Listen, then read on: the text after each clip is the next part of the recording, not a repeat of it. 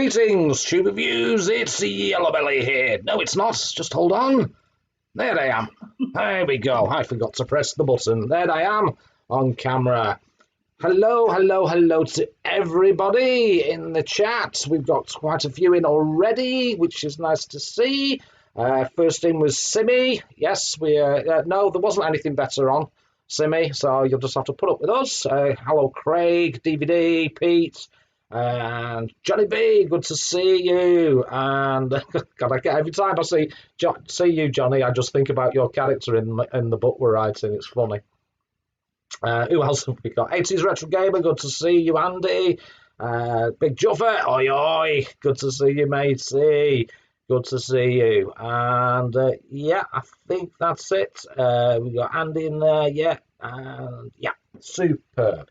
Well, here we go, folks. It's another retro recollection. And the idea is that we have a look at everybody. Hi, Steve W. And good to see you, buddy. By the way, Steve, if you're up for it next weekend, next Sunday, if you're available. Yeah,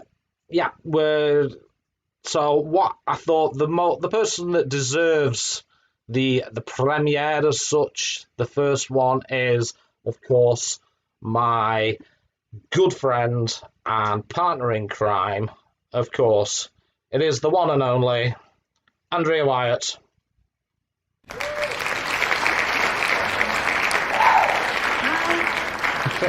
There you go. Yeah. Hi, Andrea. Are you all right, hon? Dead on, how's you? I'm good. Now, some of you may have, and I'm going to bring it right up, right at the beginning so we can get it out of the way, may have seen images of the lovely Andrea last night snoring away.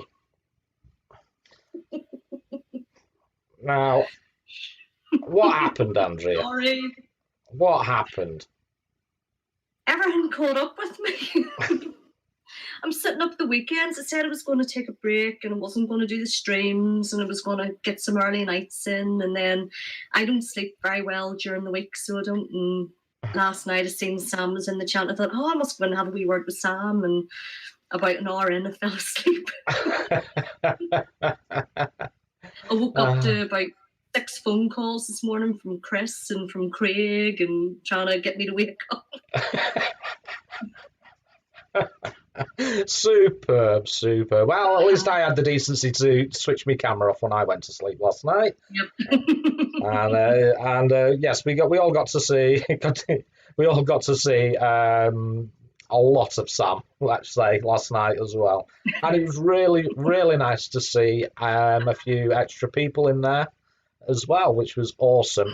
Guys, if you aren't aware, Novabug has a channel where after his stream on a Saturday, it's the after party, and we try and get in there for a bit. Please join in. It is hysterical. Now then, the idea is, right, I'll warn you now, the missus is out, she's due to come in, and these dogs are going to go apeshit when she does come in. So I'll have to mute my microphone or something, so I do apologise for that. I hope the levels are okay, you can hear everything all right. Yeah, but the Novabug after party is hilarious, Simmy. I totally agree with you there, buddy. Now, we're going to have a look at the history of Andrea Wyatt, her retro recollections. So I'd like to maybe start off with where you were born, where you grew up, etc. Andrea? I was born in Belfast, but I have lived in Hollywood all my life. So I've never moved to another town, only ever lived in Hollywood. And for a couple of years, whenever I first met Chris, I've always lived in the same housing estate as well. So. Oh, superb. So you've anybody that says she's been about, no, she hasn't. She's a home girl. She's a home girl. I did have, and I don't know where I put it. I'll put it on the other screen in a bit. I do have a couple of pictures that Andrea sent me, which I think will be lovely for you to see. And I'll do that on my big screen. If you just bear with me for 2 seconds, folks. And let's have a look. Where did I put it? No, it's not there. It is on here, and then if I, hopefully that will, no, why is that not showing?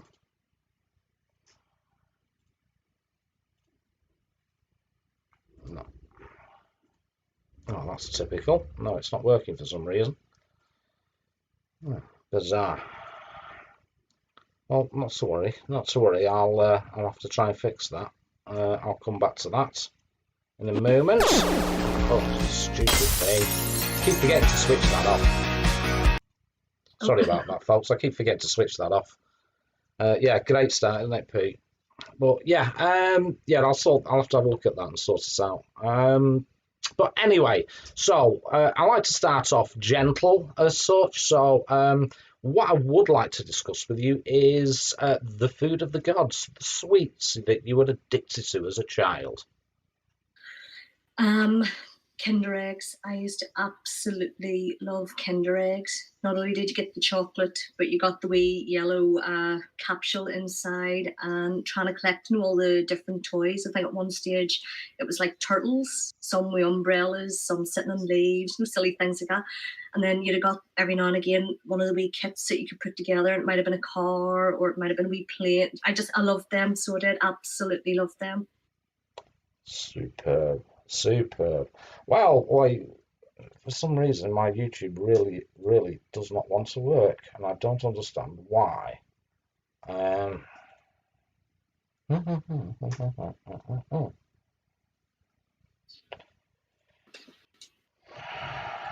Give me 2 seconds. Any other?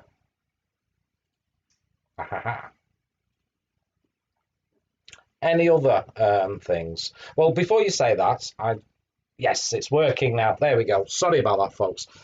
Yes, I have the actual Kinder Egg advert that I found, and I remember this. Let's see if this brings back any retro recollections for people. God, it was strange. Kinder. Weird, creepy. Yibbo shaky. Me unscrabbly. Shock-a-doobie! Doubly shock-a-doobie! Pop swabble! Toy! The old yum and choco scrum with multi-pop swabble dies! Oh, grobbly! Me scrooble now! Snuggle! Whee! Kinder Surprise from Ferrero. So, there we go. Did you get that advert over there? No, we didn't. We didn't actually get that advert, but I've seen that one for loads of times. So I have it as one of the creepiest things. Advert. Why, I don't know who ever came up with that advert, but it certainly wasn't aimed at kids. It was horrible. Oh, no, it was bizarre. Yeah, it was completely bizarre. Now I remember that advert. I really do.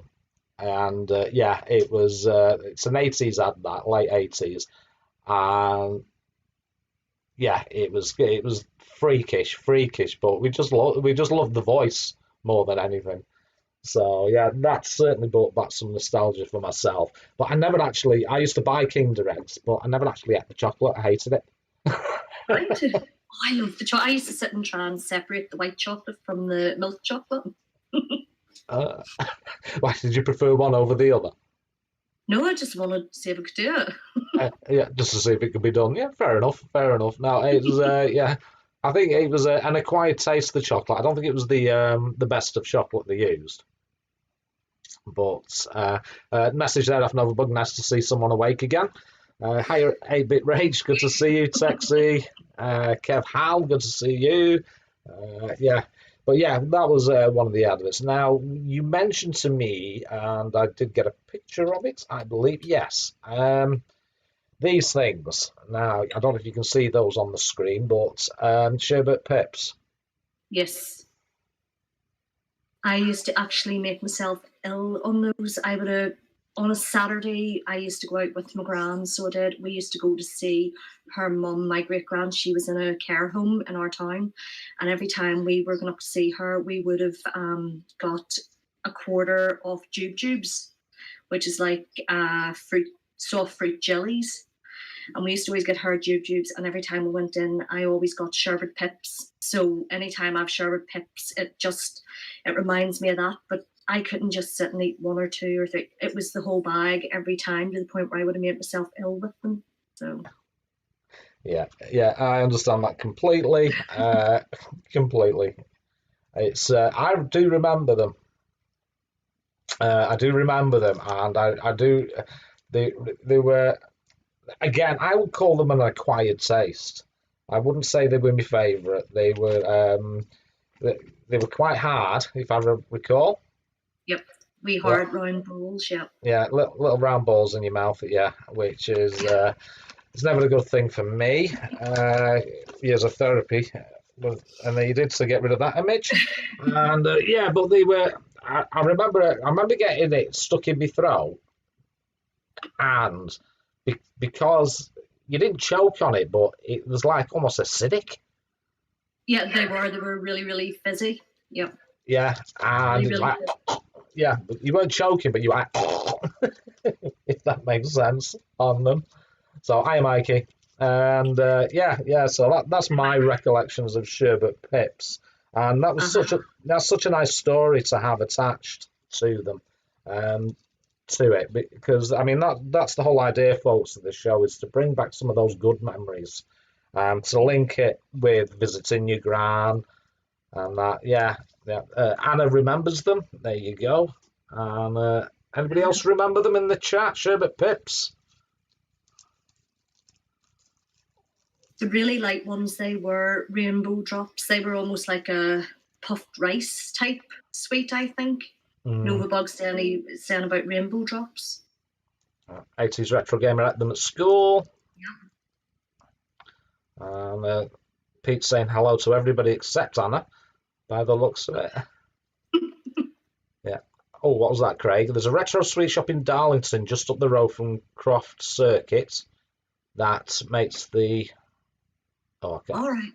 The selling sherbet pips. I've had the modern ones, and they taste absolutely nothing like the ones that you would have got back in the 80s or that. So, yeah, are they any good, Craig? Yeah, are they any good, Craig? Yeah, I mean that's the question. Are they good?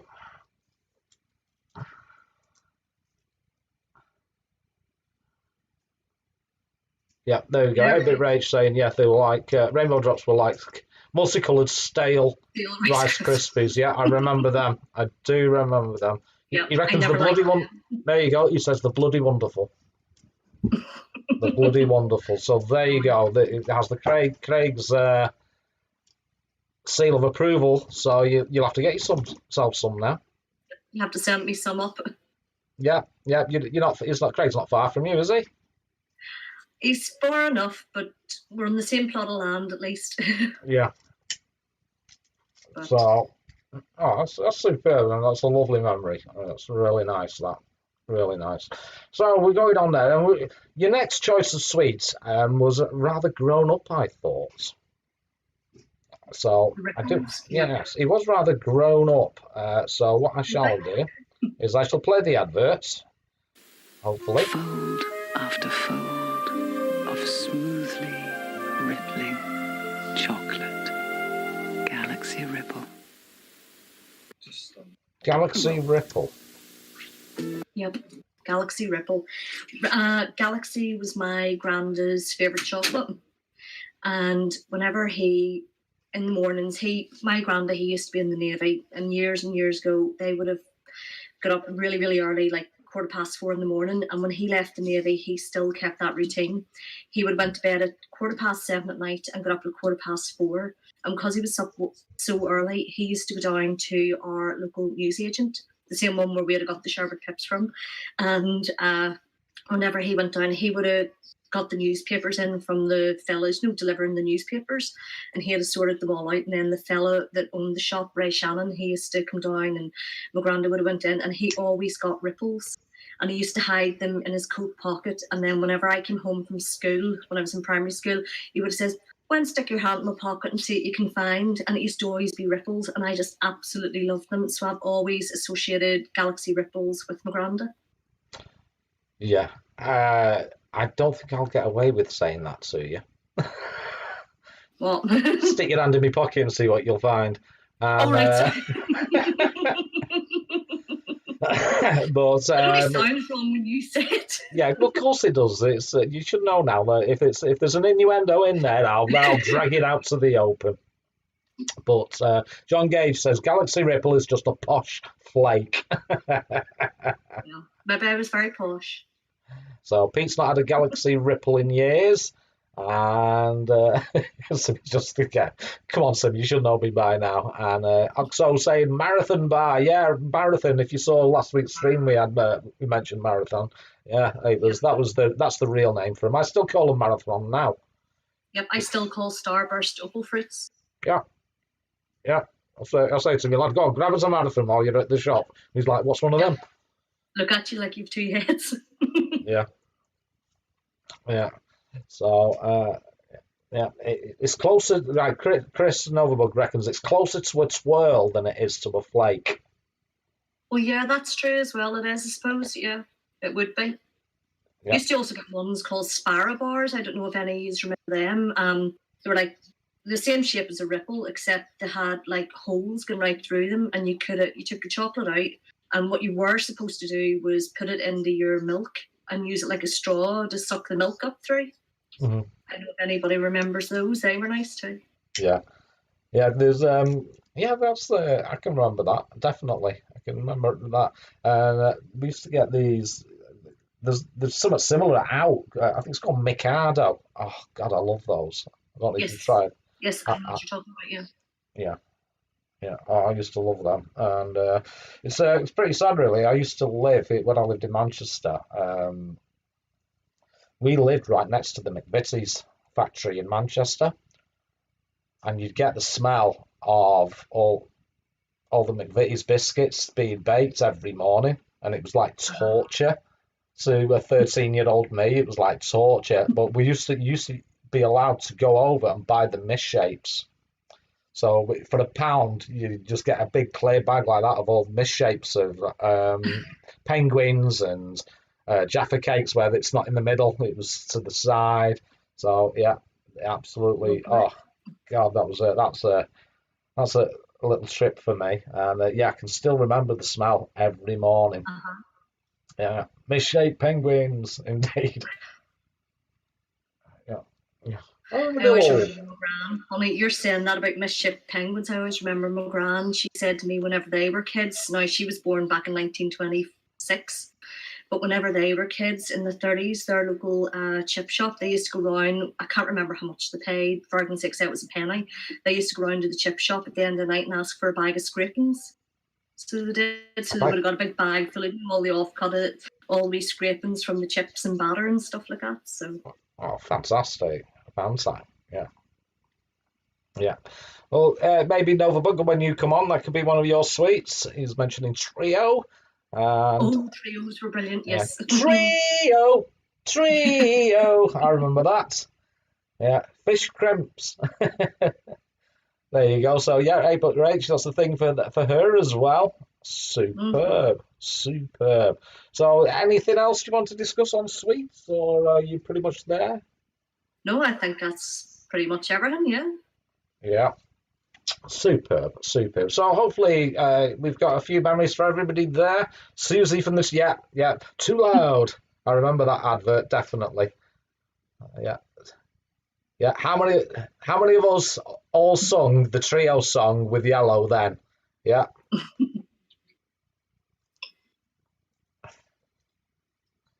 That's from Simmy. Yeah. So there you go. Yeah, he did. Yeah, superb, Sebby, superb. I must get you on one of these, buddy. I think you're going to be hysterical. Absolutely. So we shall move on. We shall move on to a rather large subject, I tend to see it as. And that subject is, let's have a look. I've done that one. So I can knock that off and I can put that one on. Barbie. Barbie, yes. Everybody, you had to have a Barbie. I love my Barbies. I've always said if I ever won the lottery, I would have a room set aside in the house where I would have every Barbie I ever wanted but never got, and all the ones I did have that I don't have now, I'd have them all replaced and in that room. Oh, well, so how many Barbies did you have? I've actually got... Oh, we've got a show and tell, folks. We've got a show and tell. Here we go. Oh, I actually still have some of my Barbies from whenever I was a kid. And that one there is actually my original. That's the first Barbie I ever got. Okay. So it is. That was Barbie model. I think I was 4 when I got that. Wow. So you were 4 when you had your first Barbie? 4, I think, yep. Santa came to see me on Christmas Eve with an extra present, and it was this Barbie. Oh, that's beautiful, beautiful. And has it still got hair? Yes, still got its hair. It's a bit matted like, but still has its hair. Oh, superb, superb. So that's obviously got a place in your heart. And that's original clothing, everything, so it is. So. Wow, so that was your first one. And did I see you throw another one? Yep. I'm trying to remember the name of some of these. I think that was Super Hair, that was called. That's not its original dress or anything. But I'm pretty sure that one was Super Hair because there's a wee extension in its head and you can do its hair up. I have it plaited at the moment. You can do its hair up and twist it round. And can you just hold it up to the camera, love? Can't see it there. Oh, sorry. Just saying that's the wee extension there in its head. And you can make all these different hairstyles, wrapping that round and putting it down and stuff. And yeah. Ah, bless. So, did you have a Ken? I did have a Ken. I had a super style Barbie with a two-tone hair. I had Rockstar Ken, so I did. And what was the other one? I had a couple of Kens. Oh, Super Fit Ken. Super Fit. Now, yeah, he went with Super Fit Barbie. I FC Denag. Good to see you. Yeah, that's superb. That I have to ask the question though. Did you make them do rude things? No. Me and my friends never sat and played with our Barbies. Things. Making them do rude things. So Barbie and Ken, it was a platonic relationship they had. Oh, absolutely. Well, not to worry. So, is anything on the Barbie? You've shown us your first one, etc., and the ones you had. Was there any more that you were into? Barbies? Yeah, like the car. She had cars. She had all sorts, didn't she? I had the 1970s camper van. So I did, and I had, what was it? I had a Barbie motorbike. When you pushed it along, it made noises. I had the motorhome where the car came out and separated from the caravan. You used to be able to open up the caravan and set it all up as your holiday home. And I was always jealous. A friend of mine, she had a Barbie kitchen, and it had more than a standard kitchen. You know, it had everything, all the plates and the cups and the fake food and all the wee stools to sit around the table. And I was always dead jealous because I wanted that. But yeah, no, I had enough. I had quite a bit of stuff like so. Yeah, it always fascinated me that she always had like trailers and things like that with horses in them, and I thought, bloody hell, who's buying all this stuff? You know, I was being a male, you know, I couldn't understand the attraction to it, and the only attraction I could see was making her and Ken do naughty, rude things. So, and if anybody had an action man or two. You know, guys, you did it. You made them a little bit gay. You made them do those things that just for the laughs. I'll say what you see. That's the one thing about me. I'll say what everybody's thinking. So that was your Barbie. Also, you mentioned to me roller skating. Yes. This is going to sound really, really silly. Again, this is more attached to memory. I used to sit every Sunday with my granda, and he used to always put Ski Sunday on. I used to absolutely love it. So I did, watching them doing all the downhill skiing and stuff like that. And right beside our house, there was a hill. So after I watched that, I always stuck the roller skates on and went out. And I used to go up and down the hill pretending I was, up on the slopes skiing and stuff like that. It was brilliant. So it was, I had a great imagination, put it like that. Yeah.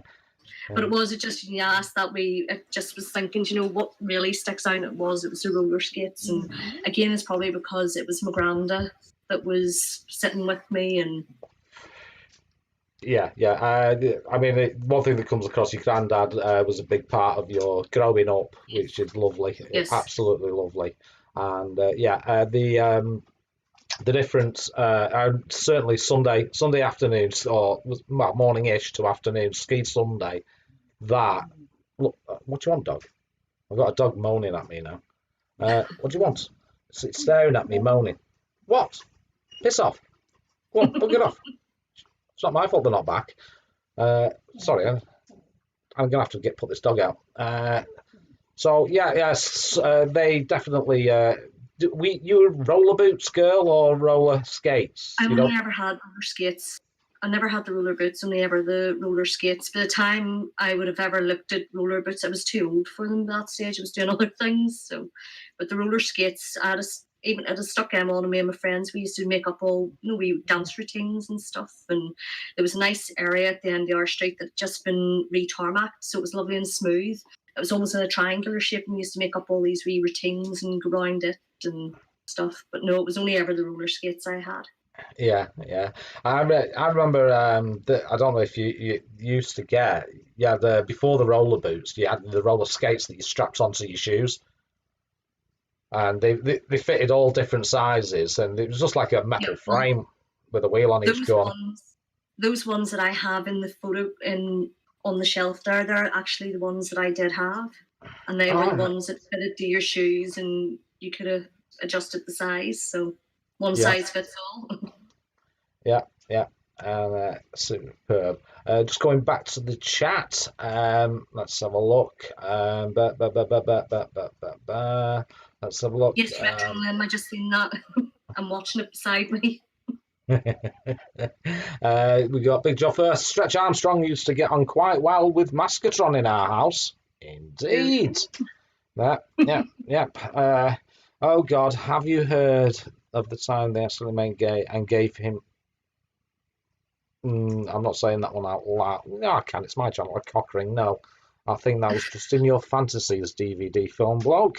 I always thought Ken was having an affair with Action Man. There you go. So my Cindy doll had a bit of a thing with one of the Transformers. Well, first, yeah. Okay, 8-Bit Rach. There's, 8-Bit Rach. Who of the Cindy dolls did she fancy Megatron? There we go. I had a Transformer. Oh, who didn't have a Transformer, Pete Walker? Who didn't have a Transformer? Indeed. Now then. He's saying, look at your disco in your... Yeah, I'll have a look at that, buddy. And yeah. You may not want to have a look at that, whatever floats your boat, mate. Who am I to judge? Definitely. Now then, speaking of toys, there was another... Was it a toy or was it a thing? Oh, God, I'm going to have to check my flaming thing now. My notes. I've got on my notes. Let's have a look. Let's have a look. Yes. Another doll. This is Princess Adora. Now, if I can get it to run. Someday I'm going to be an acrobat. I'm going to be in the Olympics. You have to excuse me, folks. My computer is playing silly things. Just give me 2 seconds. The wife has just returned, so the dogs are now going apeshit. Let's go big screen. And let's have a look. Let's knock off. Yeah, you can hear the dogs now. So I do apologise, guys. Bum, bum, bum, bum. Very unprofessional, I know, of me. So, yeah, do have to excuse me. hopefully this will work. There. Someday I'm gonna be an acrobat. I'm gonna be in the Olympics. I'm gonna be Golden Girl. And have flowing blonde hair, a magical shield and sword. Together with Ruby, Jade, and Onyx, we'll defeat Dragon Queen, Wild One, and Voltora. Golden Girl and the Guardians of the Gemstone, each sold separately, new from Galoob. This is Princess Adora, sister of He. I will come back to that one next. No, I'll play this one as well. Man and a gentle horse, each sold separately. You can pretend. She's lovely as a flower, but she has a secret power. A magic sword in one stroke, and she's got the strength of a tower. She wrote Princess of Power. The fate of the world's in the hands of one beautiful girl. Princess of Power. She-Ra doll Princess of Power comes with everything you see here. Swiftwind horse sold separately, new from Mattel. There we go. Hopefully that has come through. And gosh, I should click that again. Those adverts. So the first one, the Golden Girl. I've never ever heard of that as a toy. You're going to have to explain it to me. That I think it was actually quite a rarity. It was my granda. I think he actually fancied them, and that's why he kept buying them for me. He just liked to look at them. But they were like the hardcore She-Ra. So they were properly built. They were muscular. They had proper swords, not these stupid lightweight plastic. They were proper swords, metal shields with real gems in them, and they were really, really, I just loved them. I had Golden Girl, Sapphire, Jade, and Ruby. I had Dragon Queen, which was one of the baddies, and I used to actually get them, and I was showing She-Ra there. I used to pit them against my She-Ra dolls and have big fights with them. So, and again, like most of the dolls, you could get all the different costumes and stuff like that. So, I know, as I said, I didn't really know much about them. It was my granda bought them, so, but I loved them. Oh, bless. Yeah, I've never heard of those. Obviously, I've heard of She-Ra being a He-Man thing.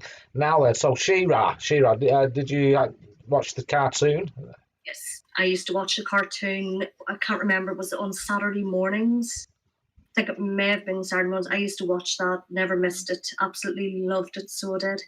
Yeah. And then whenever you went out in the street afterwards, me and my friends, how do I say this without sounding wrong? I didn't particularly like little girls. Little girls are bitchy. Little girls annoyed me. I preferred playing with the fellas. So, I know that sounds wrong. Well, yeah. I was going to say, nothing's changed really, has it? You know, nothing's changed at all. Well, that's true. You know, yeah, it's... So they would have been He-Man, I would have been She-Ra, and the same with everything like that, you know, even Thundercats. I was Chitara, and they were Leonor, Cole, I can't remember now. But, you know, I would have been She-Ra, they'd have been He-Man, and we'd have played all the games after watching the cartoons, and it didn't matter what I seen on the TV, I had to go outside and recreate it. Yeah. I'm shocking. One thing that's coming across to me is, which I'm finding fascinating, just on that a lot of us had, even though we were from different decades, we played the same with dolls and things like that. And and we used to reenact whatever we saw, whether we saw it on the television, whether we saw it on with our toys, with cartoons, we would reenact it. And part of me wishes that still went on now, because it unfortunately now it's more obviously electronic. But yeah, the imaginations we used were amazing. Now, speaking of She-Ra, I do have the advert, which I would like to play, because I do want to discuss She-Ra with the, shall we say, the controversy. Now, is this going to play properly? No, it's going to be a little buggered again. I don't know what's wrong with my YouTube. There we go.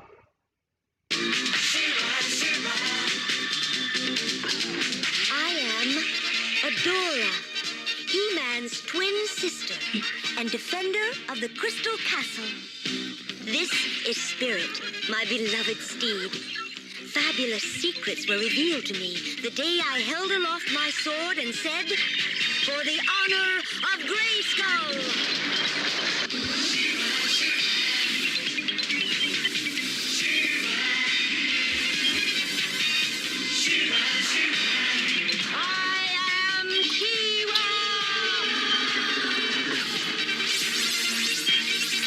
Only a few others share this secret. Among them are Light Hope, Madame Raz, and Cowl. Together, we and my friends of the Great Rebellion strive to free Etheria from the evil forces of Horda.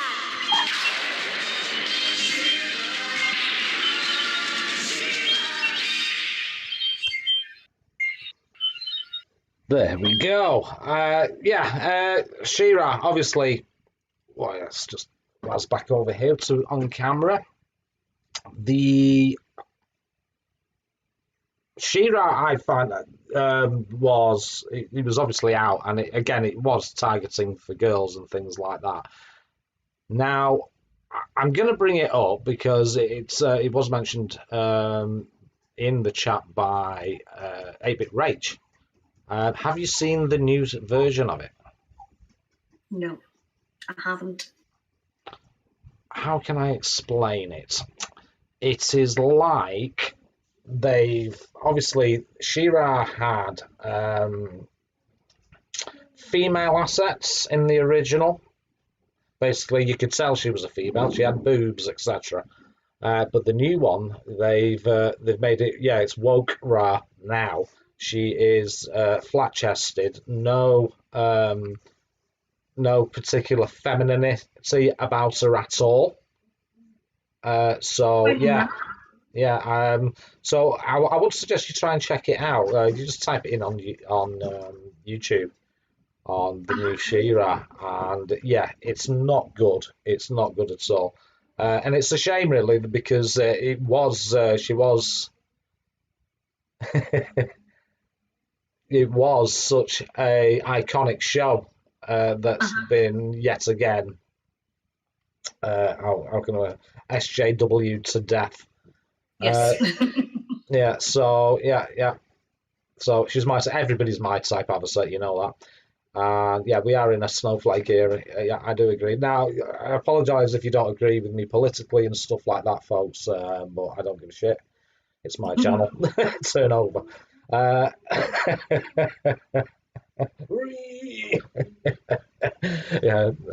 thought you'd appreciate that, Novabug, and watch me view count just go now. So have a look, definitely, and get back to me at some, just see what you think, and because you were such a fan, it'd be nice to see maybe your opinion on it. Yeah, absolutely. I must look that up. I mean, all the dolls were well proportioned, so they were. They were all definitely well proportioned, and it reflected exactly what the cartoon was. I mean, I had Battle Cat, Claudine, you called the baddie.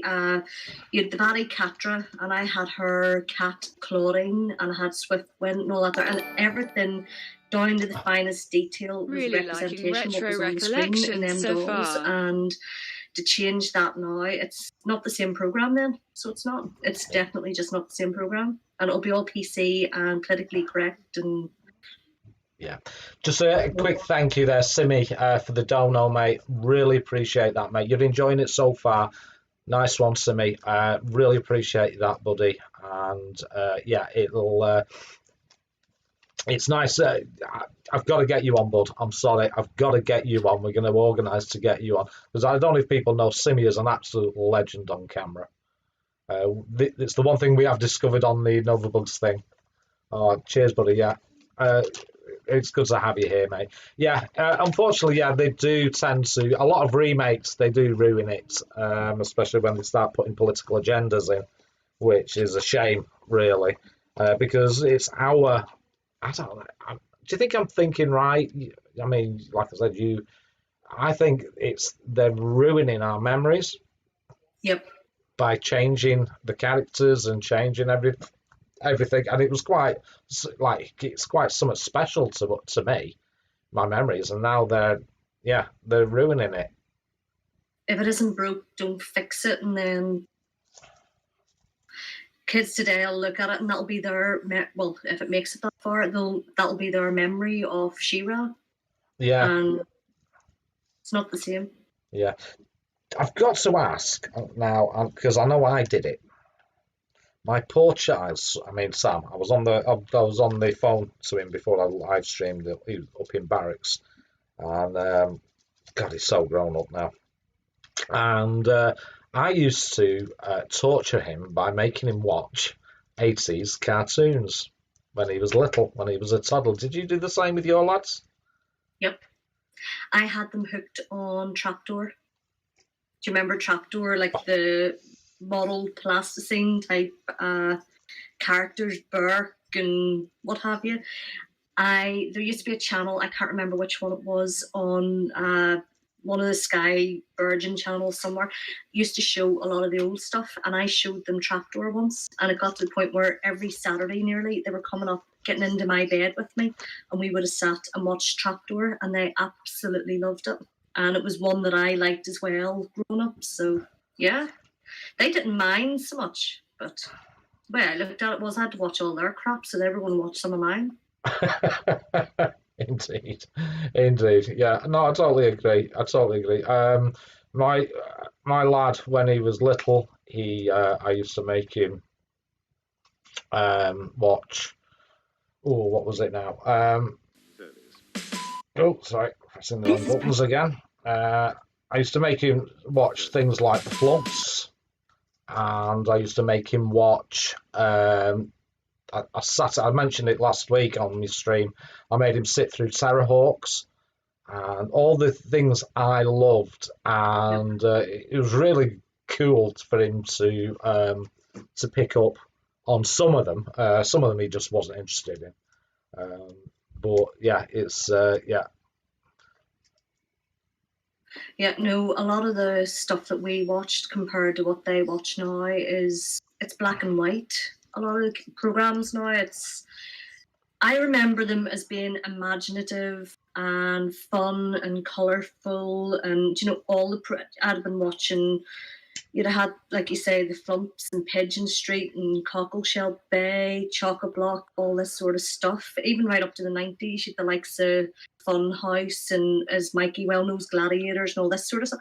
There's nothing like that on TV now. I see kids' programmes now. It's educational. Everything has to be, I don't want to say politically correct again, but I'm going to say it. It has to be politically Just say it. There's no fun. They suck the life out of it or something. I don't know. Yeah. Political correctness does suck the fun out of stuff. I totally agree. And yeah, it's mostly shite nowadays. Because then it's wrong, and then it doesn't get broadcast, and everything's just wrong about it. So it is. I think it was Semi was saying about Count Duckula there. That's another good one. That's another one. David Jason wasn't voiced him. Yeah, David Jason, fantastic. Yeah. Let's have a look. What was that? Does anyone remember Tim Tyler, the boy who lost his laugh? Ooh. Don't know that one. Not sure on that one, Rachel. When you're on, maybe we'll have to pull that one up. CGI sucks the fun out of kids' TV as well. Well, this is it. This is the. We're moving on quite naturally to TV programs now. Mm-hmm. One thing I do want to mention is that, excuse me, He-Man always had a little moral section at the end of it. Did She-Ra have the same thing? The moral lesson? I can't remember. Probably did. I actually can't remember. I've probably turned off at that stage. Programs over. No, she probably did. I'd need to look back and see, so I would. Yeah, I mean, sometimes it's lovely to actually go back and look at these things, and sometimes you're like, oh my God, did I really like this? And some others go, oh yeah, that was awesome. So, as I said, we have naturally moved on to television, and so we mentioned on my stream last week Saturday mornings and things. I do have it on big screen. Here we go. I shall play your Saturday morning, I assume it was, TV show. Yep.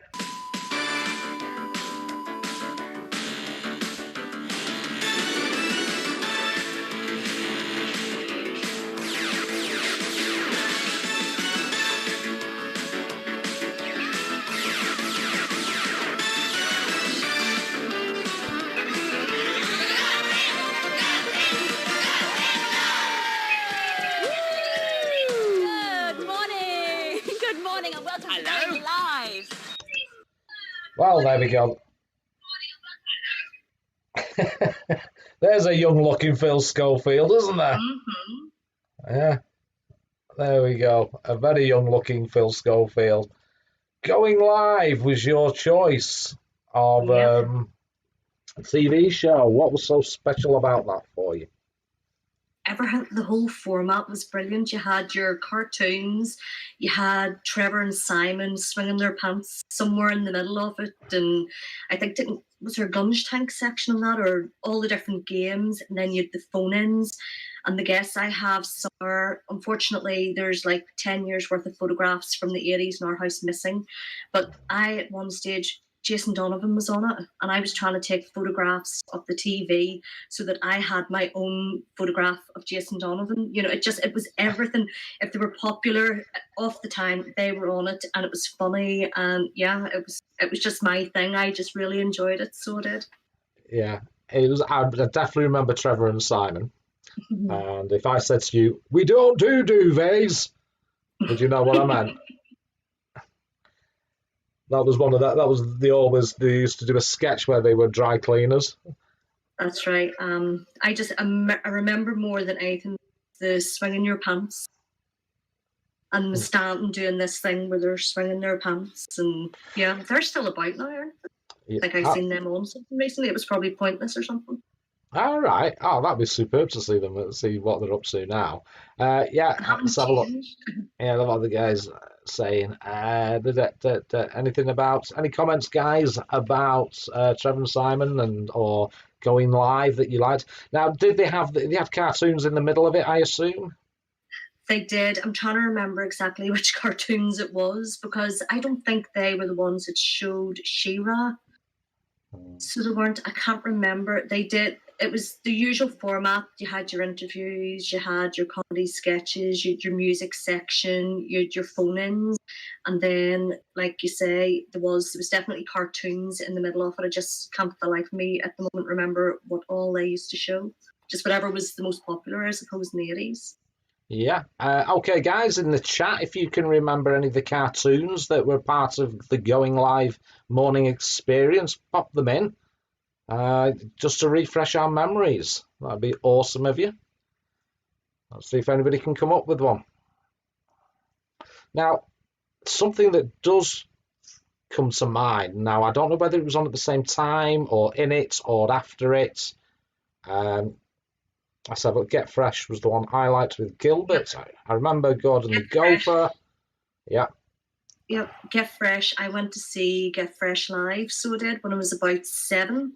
I came to our local museum. There's a big grass area there, and they had the Millennium Dustbin, or whatever they call the spaceship, and they had the whole setup. My dad took me to see that, so he did. And I met Gaz Top. Well, I say met, he ran away from us.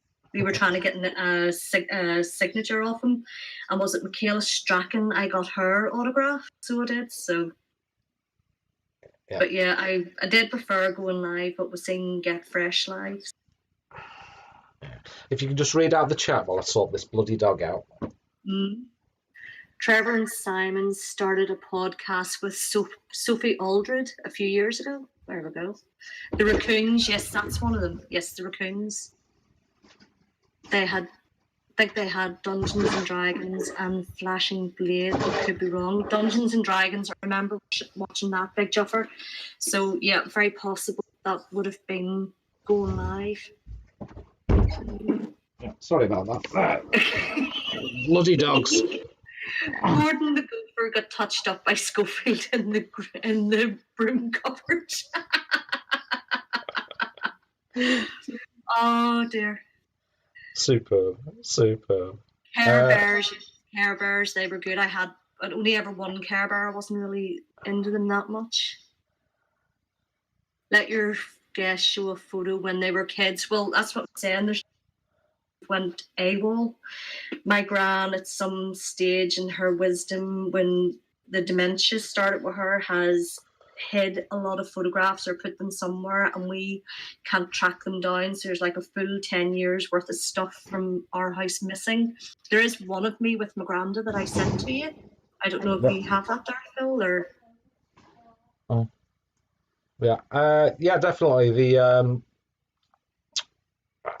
I don't know, was Animaniacs on at that time? Animaniacs, yes. That was ITV though, I think. I do remember it. Yeah. Oh, I know now. Muppet Babies. Muppet Babies used to be on, yes. Yeah, Muppet Babies. Yeah, I remember. I just have this thing of Trevor and Simon and linking it with Animaniacs for some reason, because I used to love that show.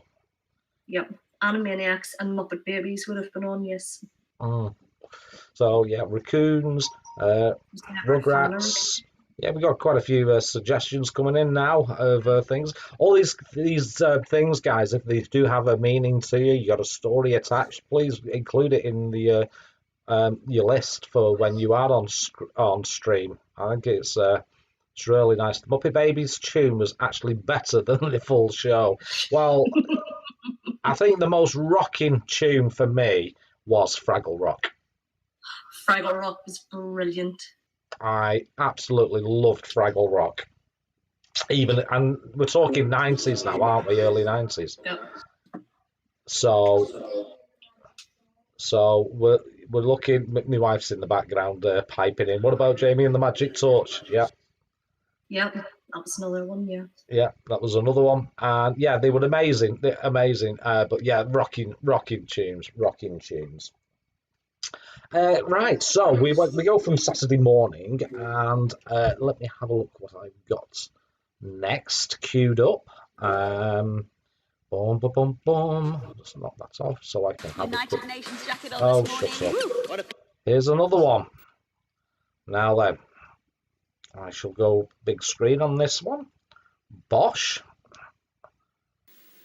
Let's see.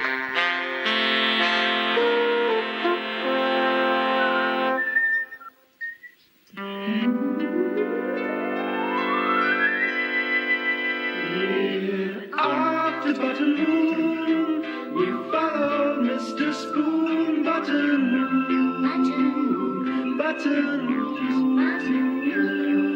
There's Button Moon, shining very brightly in the large blanket sky. I wonder where all those bubbles are coming from. The Spoon family are on another trip to Button Moon. Some of the bubbles are flying around the spaceship and going pop, pop.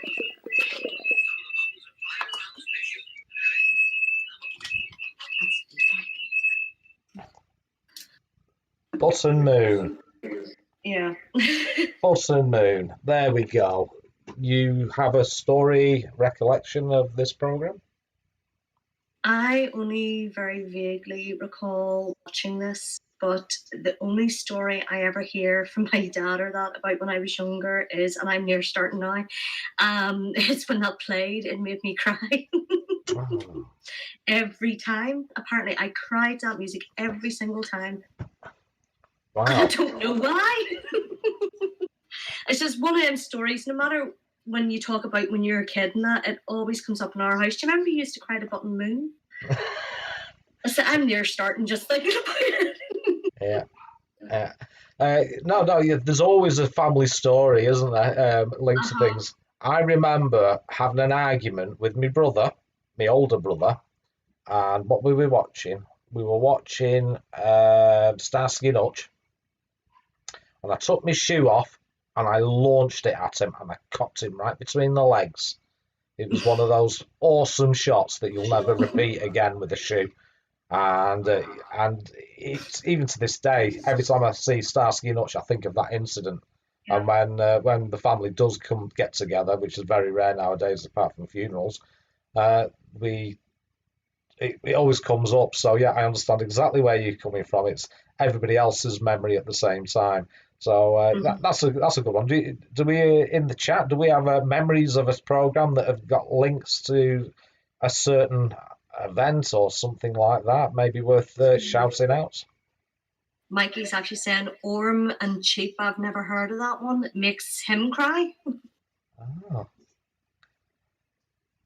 Wow. Orm and Cheap. It rings a bell. It certainly rings a bell. The name. Yeah. They're still singing Fraggle Rock.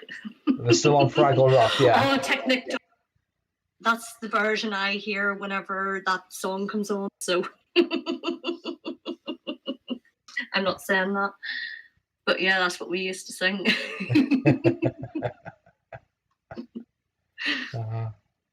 Avocet says it's too hard to cry. What was that? Simi. I didn't Kim Clark voicing D'Artagnan. So yeah, I can hear myself just slightly in the background. Have you got the sound up on YouTube? No, I haven't actually turned off. Oh, that's bizarre. The TV's on here, so it is. I'm watching the Liverpool match as well. So. All right, what's the score? It's 2-0 to Liverpool. Oh, that will make Steve happy. It will indeed. He was keeping me up to date in the score there earlier, so he won. Okay. Excuse me. So, that was Button Moon. What I shall do is try and queue up one I've got next on here. Let's have a look. Another one, and I know this. Oh, fucking adverts. Just a second. Shut up, Avocet. What's he saying? What's he saying? At least it's not Formula One. Shut up. Yeah. He really has a problem with me liking Formula One, don't you? Does he? He seems to, yeah. Right, here's one. Yeah, I keep hearing myself as an echo. That's bizarre. It's weird because it's not on. I have you muted here, so I do. So. Okay. Unless it's being picked up by your microphone. That's the only Possible. other thing. Getting feedback, maybe, yeah. Yeah. Right, so we'll move on to the next one. And now I know that this, first of all, from that just one little picture, can you guess what it is, guys? Let's have a look. Just from that one scene, can you tell what it is? It's an intro. Mikey will know this. There we go. There we go. Anna was first in there. Anna was first in. Yep. Of course, it was Nightmare. I woke up at 5 o'clock this morning, I think it was a guy.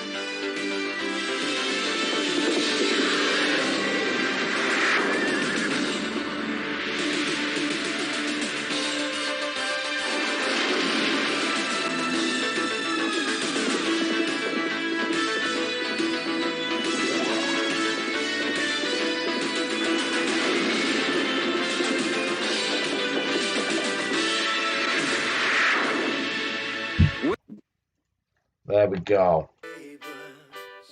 Stop it! Stupid thing. You just press the button at the wrong time and it bloody does that to you. Not to worry. Not to worry. Yes, it's Nightmare. It's Nightmare. Somebody said, 80s Retro Gamer said there, everybody wanted to be on this. Yes, I wanted to be on it. Absolutely. Absolutely. What a show. What a show. Tell me about it. This this came out sort of around the time when I first discovered computers. So to discover computers and then have this show where you were actually in the game and taking part and you're getting it, it absolutely blew my mind. I was like, I want to be in this. I need to be in. I never missed it. It was one of the best shows I had ever seen. And I even think today, the concept of that today, it's brilliant. So it is. it's one of them ones you stuck a bucket over your head and somebody would give you directions, turn left, turn right. If you bend down here, you'll find this or you'll find that. You know, it's another one of them ones where you watch the show and then you can actually go out and play the show as a game with your mates. It was like Blind Man's Buff, but find this and find that. Yeah, it was brilliant. Nothing like it I'd ever seen before, and it just totally blew my mind. Yeah. Absolutely belting show. It's one of those that I think it was the Amiga. Did they use the Amiga? I'm sure somebody said they used the Amiga at the beginning to do some of the graphics on that. I'm not sure, but you mentioned computer games, and obviously that's going to be the next section we go into after I finish television.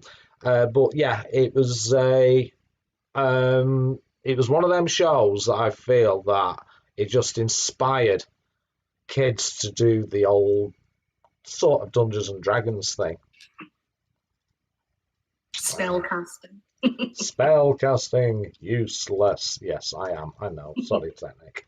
And here we go. Let's have a look. It ran for 8 series in total. It's so you love the game too, says DW on the ST. It wasn't so good. I know Chris had it the other night, didn't he? I'm sure he had it. Yeah, he had it on the other night, and the Amstrad version was terrible. Spellcasting Ballsack from Anna. Yeah, it certainly should come back. I think now, if with maybe modern graphics and things, I think they're missing out if they don't bring it back. Absolutely. The technology they have today, that show could be absolutely amazing. So it could. And Mikey's saying they're watching Nightmare Tonight, so they're on his channel on Twitch after this. Oh, superb. So, guys, as always, I'm going to be moving over to Mikey after my stream. But yeah, here we go. Texie says, nobody looked at the CPC version last night. It was clearly a direct Spectrum port, even, the beeper tune. Yeah, what a shame. Yeah, that's what I was going to say. It's actually really disappointing that a program that was so new and fresh and different, and that whenever it actually came out in game, I've never played it myself personally on a computer, but from watching Chris the other night and watching other ones that have it, for it to be such a crap game, and yet it was such a brilliant series, it's unfortunate. Yeah, it is a shame. Yeah. It's it was. I think if they did a good job of it, they would have sold. It would have been a real big hit, that one on the 8 bits. Absolutely. Yeah, it was one of those again programs that captured the imagination. Yeah, it really was. So moving on, just we'll wrap up the TV. I think everybody saw what was coming up next. And this was a late 80s, 90s show that... Everybody needs good neighbors with a little understanding. Wow, there you go. I chose the Donovan era for you. Good. With Mrs. Mangle, who a few of us not one out to. She died recently, I think, didn't she? Yeah, I hope so. They buried her. Right. Sorry. Does that tickle your pen, Bob? Neighbours. What's the Neighbours thing? I have watched Neighbours 1986. I think I went for a short spell in the 90s where I didn't watch it, but other than that, I never miss it. I still, to Chris's despair, record it every day and sit and binge watch it at night. I'm totally confused. Where is it? Here we go, show and tell. I'll move you to big camera, to the bigger screen. I shall knock that off, and I shall put on that. What are you going to show us?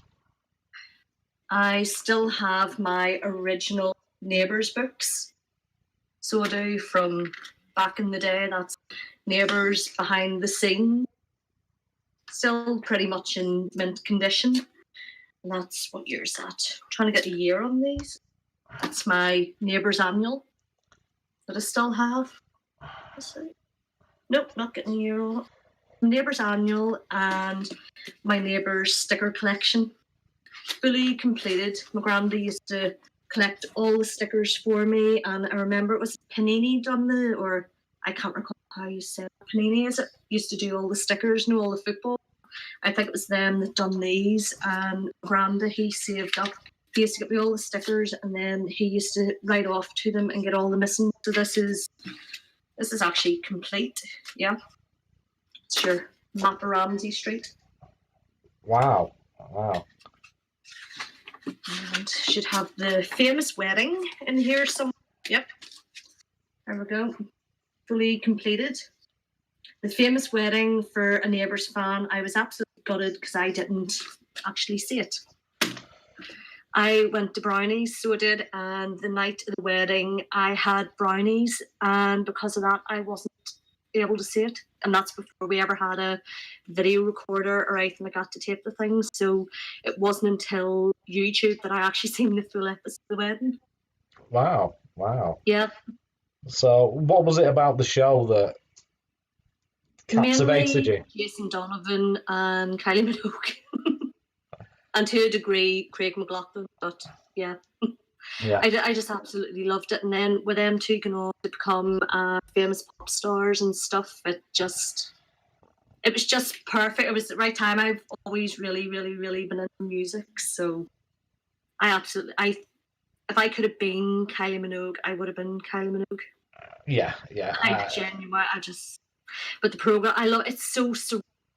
What other program other than maybe a dodgy Channel 5 soap opera, but what other program can you have a dog getting married in a dream?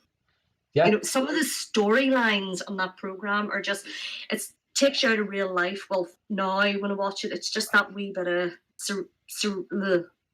just takes you out of real life. You forget everything for half an hour and just watch something a bit daft, really, and the men run around rolling tops off all the time sort of helps too. Well, funny story about Craig McLachlan. He is an amazing guitarist. He brought a couple of songs out, and obviously it was poppy, aimed at the kids and the young girls. But he did, that was the one. He did he did a club in Melbourne, and I saw him, and he started taking requests from the crowd, and I requested Hot for Teacher, which is a Van Halen tune, and he did the intro to that, which is an amazing guitar piece, straight off the bat, no problem. It's like his talent was bigger than his actual songs he brought out, which is a shame, really. It was a shame, but yeah, no. And I'm going to upset you now, Andrea, because when I did live in Australia, I worked for a lighting company, and I did visit and work occasionally on the set of Neighbours. Yeah. So yes, I met a lot of them, and it was. We did all the big lighting systems and stuff like that. So, and I basically had to go there, make sure they worked. If any of the gels ripped or anything like that, they change light bulbs, that kind of stuff. So I did that for the lighting company. Brilliant. So sorry about that. I wouldn't get any work done. Yeah. So that's yes, I do get around. I did get around a bit, Mikey, as you know. I don't usually bring them up, but it's one I thought you might appreciate or be jealous of. So we went from Neighbours, and you kind of stuck, didn't you, with the theme, I should say. Now, I will knock the sound off this and have it playing in the background when just in case. Oh, here you go, bloody adverts again. Oh, this is why. Yep. Here we go. I can switch that on now. No, I can't. Where's it gone? There it is. I'll have it on the little screen. I'll have it on this little screen. You moved on, but in Australia to the programs, but you kind of kept in the country with Prisoner. Absolutely. Absolutely loved it. We used to watch a program, me and my gran, a Friday night. It was a local program. It was called Kelly, I think it was. It was just one of our local celebrities here. They done like a talk show on that. And Prisoner was always on afterwards. And that was my gran's program. And if you ask any one of my friends anything at all about me, one of the first things they will say, she loved Prisoner Cell Block H. I never missed this. C.B. Smith, I absolutely loved her. I just thought it was a really good program. To be fair, at the time, I probably didn't really understand what was going on because I was only like 8 or 9. The program, it just makes me think of my gran. That was her thing. That was our thing on Friday nights. I watched the new one about Wentworth.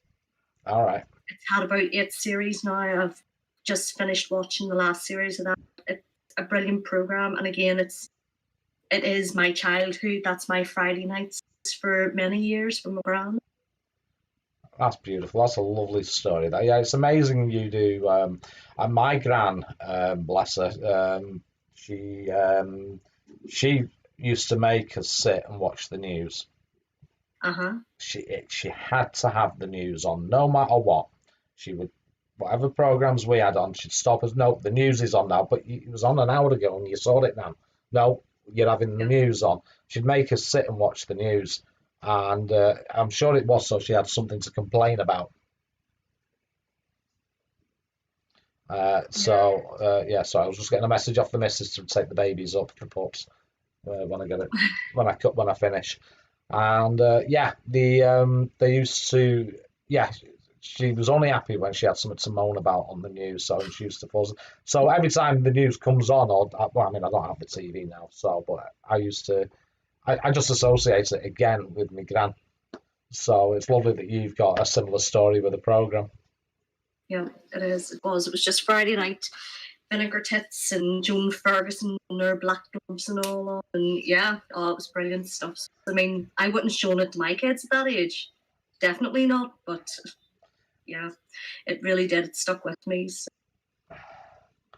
I do seem to watch an awful lot of Australians, like Australian groups and singers and stuff. I used to watch Home and Away a wee bit too, but I didn't really get into that the way I did with Neighbours. So, but yeah brilliant. They're a bit more graphic, for want of a better word, with the Australian stuff. Yeah. Anything like that. Yeah, They're I have to agree. more hardcore than what they would be over here. It's no Coronation Street. Yeah, definitely not. It's definitely not like Corrie. I don't know. It's it's one of those shows that it's just been, I think, going on too long now. It's just like, give it a rest. For God's sake, just have a different series, with maybe one of the two of the more popular characters. But that's my opinion. Opinions like arseholes, everybody's got one and they all stink. So, we mentioned gaming. We did mention gaming, and we mentioned it in your... we were talking last night about your Amstrad, because I know you are a big Amstrad fan. So what I have is a picture here that I'm going to extend for guys to see, and I'm going to fill the screen with it. Okay, can you tell us what we are seeing in this picture, please? This is my dad trying to work the Amstrad. It's probably Christmas Day, judging by how he's dressed. That would have been 1989, and that is my Amstrad. And that is the only thing I have left in relation to the Amstrad. Yeah. It was a green screen. As you can see, it wasn't a coloured keyboard. The first time I ever played an Amstrad, our next door neighbour, they had the full colour monitor, they had the keyboard with all the colours and stuff on, and then I pestered, and eventually my gran and my grandma, they got me that, which I absolutely loved, but I was really confused because I didn't know such a thing as a green screen, and I was like, where's my coloured keyboard? And so by my my birthday's in February, so got that in the Christmas, and by the February I had my dad getting me a modulator so I could watch it in colour on the TV that you can see behind the monitor of the Amstrad there. Yeah, the little portable. Yeah. Yeah. Which I've just noticed it's actually sitting on top of another TV with a lot of TVs. Yeah. I've only just noticed that actually. Yeah. Hi, Alex. You had 2 TVs. Yeah. That's a TV on top of a TV. Right. And plastic floors, that looks like. Yeah. Now a lot of people are commenting on the colour of the keys. Now we had this discussion last night. I don't know if I can zoom that in anymore for people to see, but your Amstrad, it was more like a creamy beige on the keys, by the looks of it. And yeah. Now it was discussed in the thing. I think it was, who was it that mentioned it at the end of what year was that? Can you remember roughly? I'm pretty sure that's 1989. So it is. Yeah. I can see. Is it? I'm looking at the label. Is it a flash label, the one, or is it like the 3D one? I can't. It looks like a flash, but Craig mentioned it and Novabug last night about it. And he was saying that Amstrad pretty much threw anything together just to get them out the door. Yeah. Plus the manual isn't spring-bound. Good spot there, Ego Chip. Yeah. Yeah, it was Craig and Chris. Yeah, it was Craig and Chris, and we were discussing this last night. And yes, it's not a spiral-bound manual, which is again puts it later. So yeah, it'll be a flash one, rather than the 3D one. Yeah, the later label. Yeah. I used to love reading the manual was amazing. It really was. But yes, so we're going on to gaming now, which is my, what should we say, forte, if you wish, as such, my thing. And I'm going to pull one up, and we're going to go to the Amstrad, and hopefully everything will work for me, and I will go to the big screen. I shall... where's my thing gone? There it is. I shall knock that off, and I shall put that on. And yes, that's come on. Fantastic. And I shall load a game.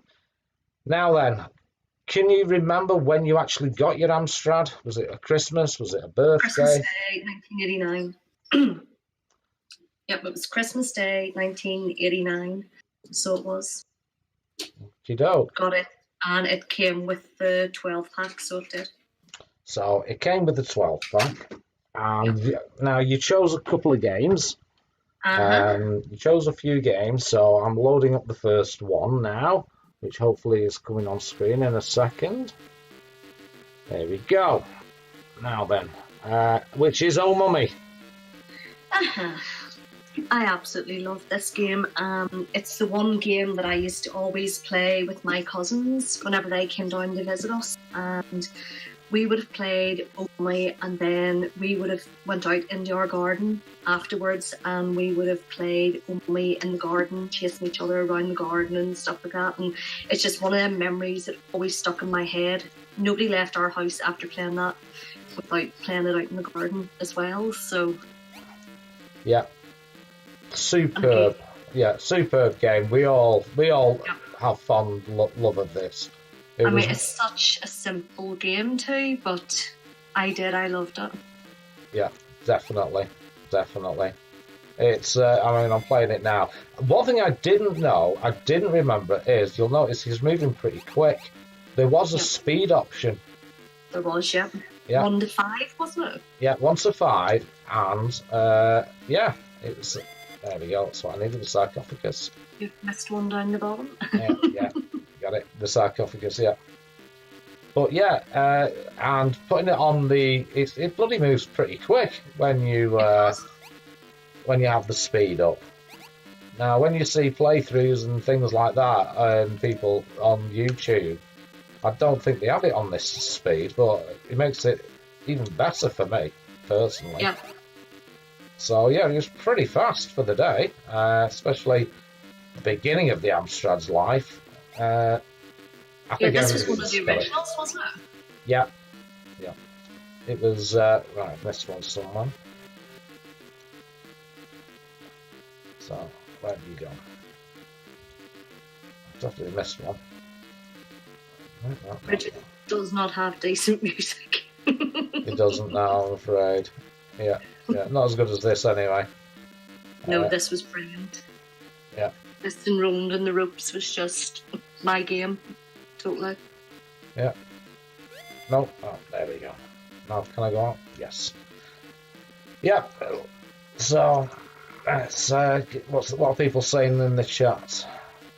John Gage is saying he always played Oh Mummy on speed, so... Alright, yeah.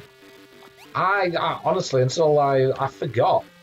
I mean, I must have known when I had my Amstrad, because I had the 12-pack, obviously. But no, I never knew it had the speed options. I would literally just go into the game. And there is a remake of this that I'm going to show everybody later on the Mega Drive. About a 30 years. Yeah. Simi's saying his wife loves this game to this day still. Yeah. This, I think, for everybody, was if not the only game on the Amstrad 12-pack that your parents would have a go at. Yep. Well, my dad, he actually, probably the following Christmas it might have been, I got another pack. I used to get these packs from the K's catalogue for the games. My gran would have said to me every Christmas or at my birthday, pick a pack, and you just sat with the K's catalogue and went through it. I cannot for the life of me remember what came in all the packs, but one of the packs I got was Arkanoid. Yep. One of the games was Arkanoid, and my dad absolutely loved that one. Absolutely loved it. Every Sunday when he would have came to see us or that, he would have instantly went upstairs wanting to play Arkanoid. He was never very good at it, but that's the game he went to. Yeah, definitely. Yeah, Arkanoid was amazing. We were having this discussion last night again. Guys, if you don't, again, after Novabug streams, he has an open channel where we all join in on video camera in his Discord. And I fall asleep. Andrea falls asleep with the mouth open, snoring, and I might say, and we discuss these things. But yeah, and of course the one and only famous fruit machine. Why have you got fond memories of this?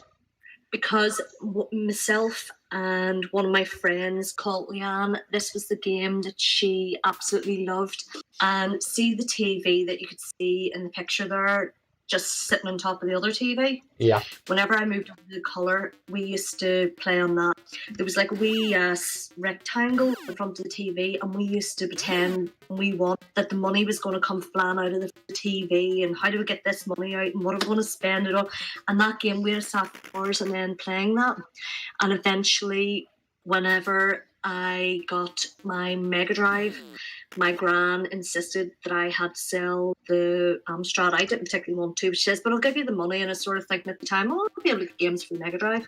But it was actually my friend Leanne who loved this game. It was her mum that my Amstrad was sold to. Oh, right, I get you. And I'm still in touch with Leanne, and I've asked her, she never got back to me to find out if they still had it. I would happily back if it was sitting in an attic somewhere. Right, and has she got back to you on that? No, she never did. Oh, you need to She's push her. actually over in England living now somewhere. I'm not sure. She's just moved lately, but I doubt very much they would have it still.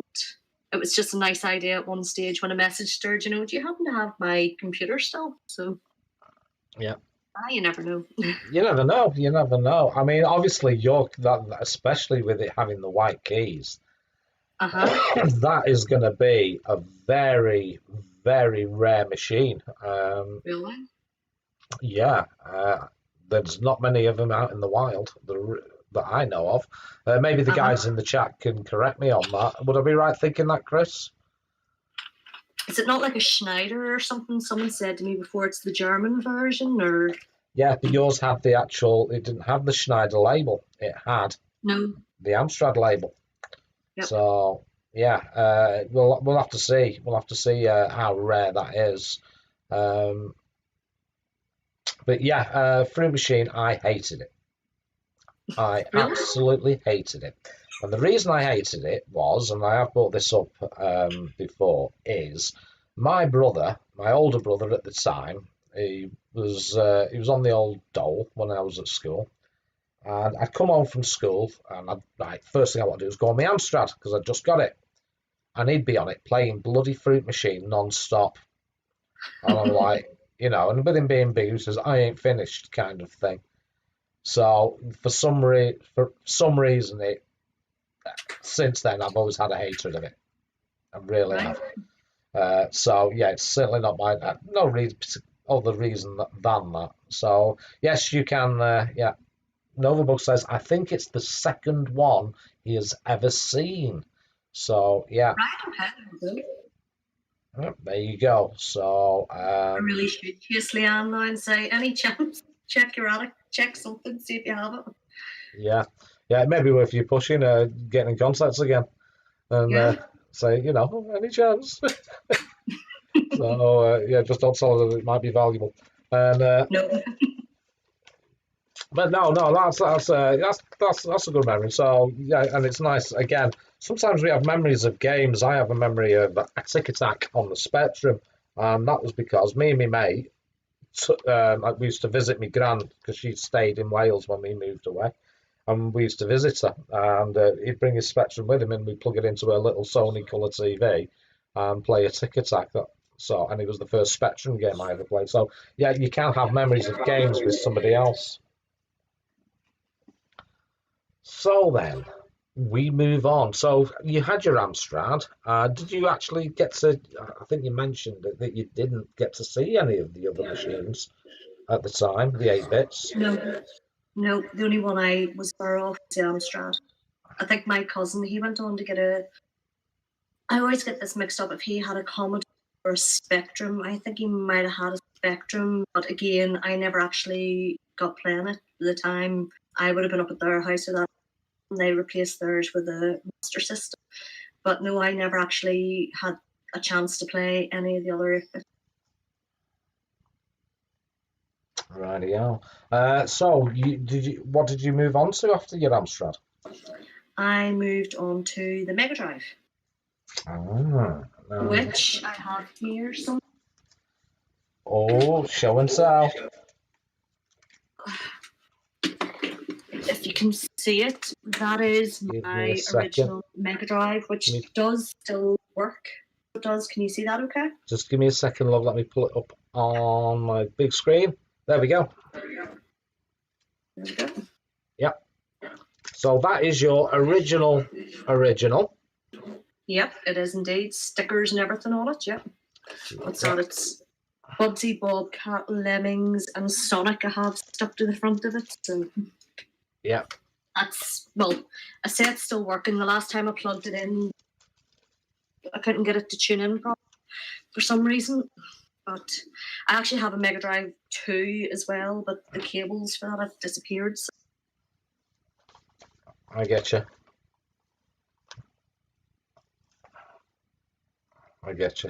Sorry, I don't know if the sound cut off then or not.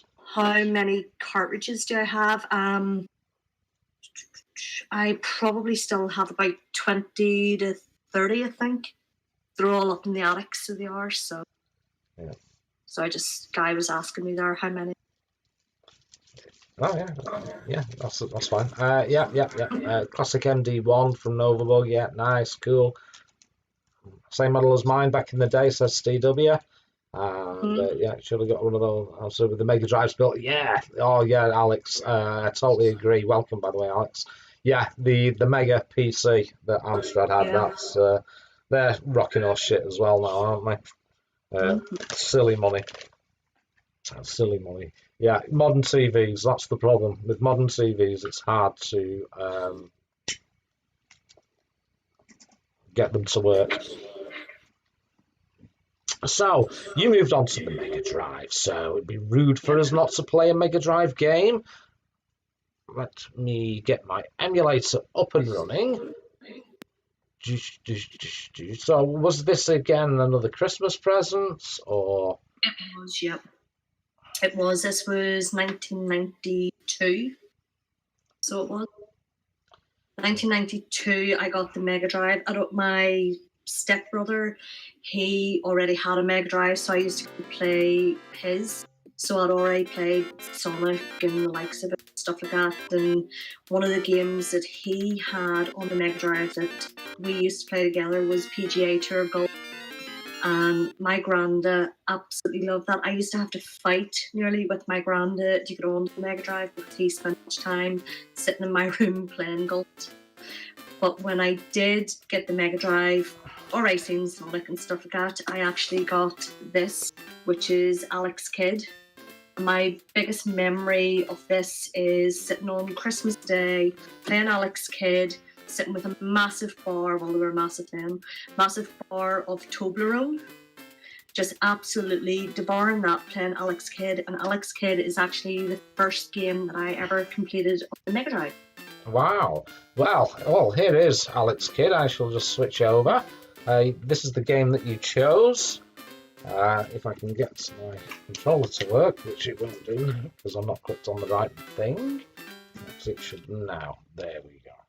So, let's have a look. See, we have Alex Kidd, folks. So, Alex Kidd's still 30 to 40 quid. Wow. Yeah. Pete's waiting for his EverDrive. Yep, definitely. This one's in the Enchanted Castle. Yep. So, let's just crack on with it. This was the mascot, if you wish, of Sega at the time. It's a platformer. It's a... Oh, God, I just got run over. That was a good start, wasn't it, Phil? Those wee rooms behind you can go into them, see. Yeah, I'm just trying not to get run over by cars at the moment. I'm doing miserably here, to be honest. And you can punch the cars. There we go, got him. And yeah, you go in the room and you play a game. Will you bet your life? Yes. Pick paper, rock, or scissors. Before the music stops. Here we go. Ego Chip's in there. He never liked the games on the Mega Drive.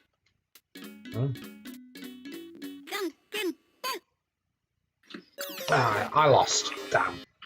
Yeah, you play rock, paper, scissors, and and then you leave. Yeah, okie doke. Yeah, nice little platformer, nice graphics. I would say they do look a little bit more Master System than Mega Drive, but yeah, was it Miracle World? I think Alex Kidd and Miracle World was initially on Master System to start with. I did notice at the beginning of the game there that says 1989. So that probably did start maybe on Master System. Yeah. And then ported over to the Mega Drive whenever it came out.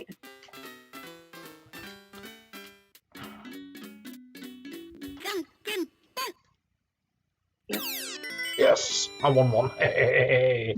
Well, yeah, it's a lovely little game. Lovely. It's a classic. It's a classic. Did this come bundled with it, or was it?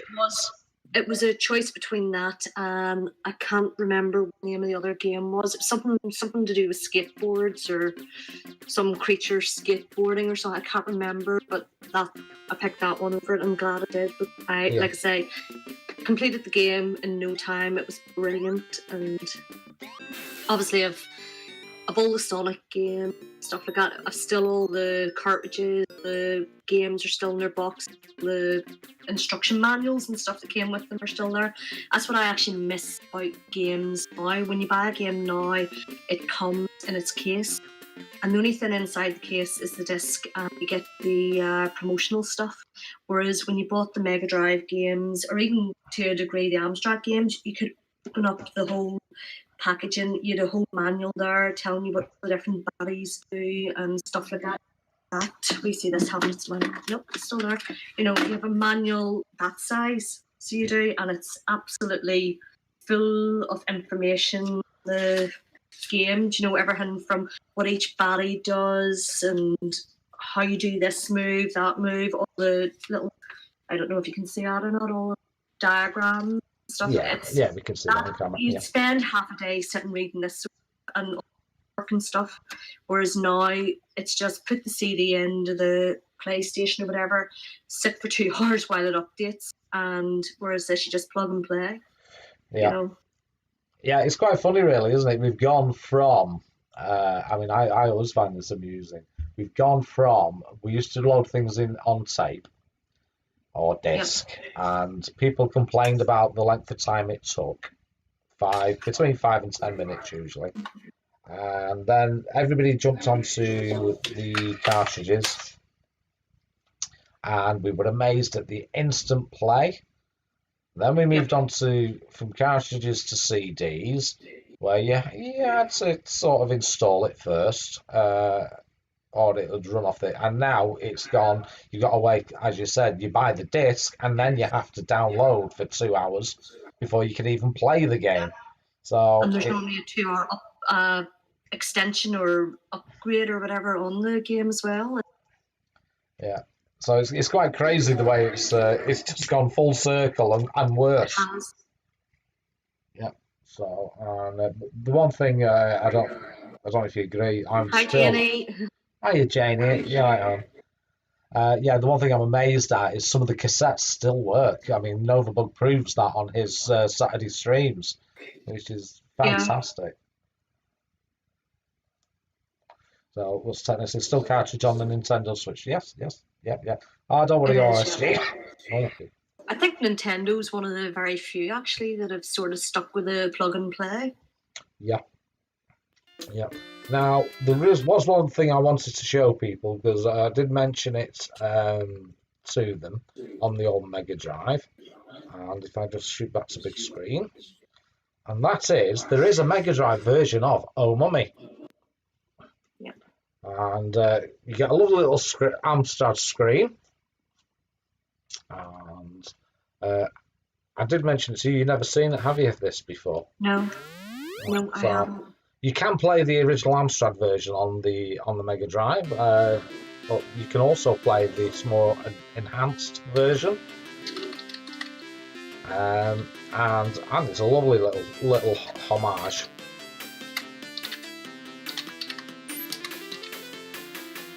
So I shall just play this a little bit so people can see it.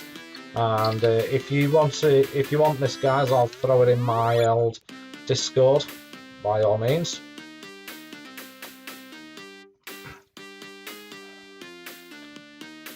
Now, the one thing you'll see is it doesn't actually run as fast as the original.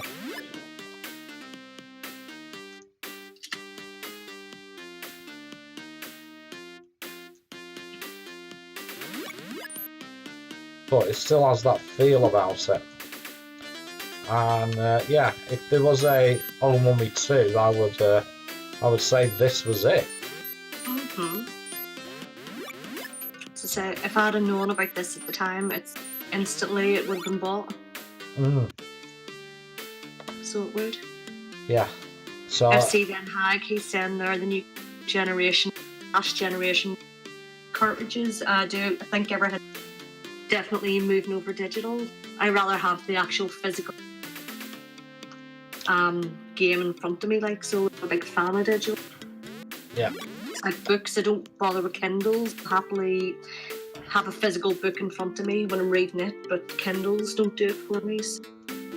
No, they don't. They're I understand the especially having a bookshelf full of games, or certainly a bookshelf full of physical media. I don't know, you just can't beat it. There's something tangible.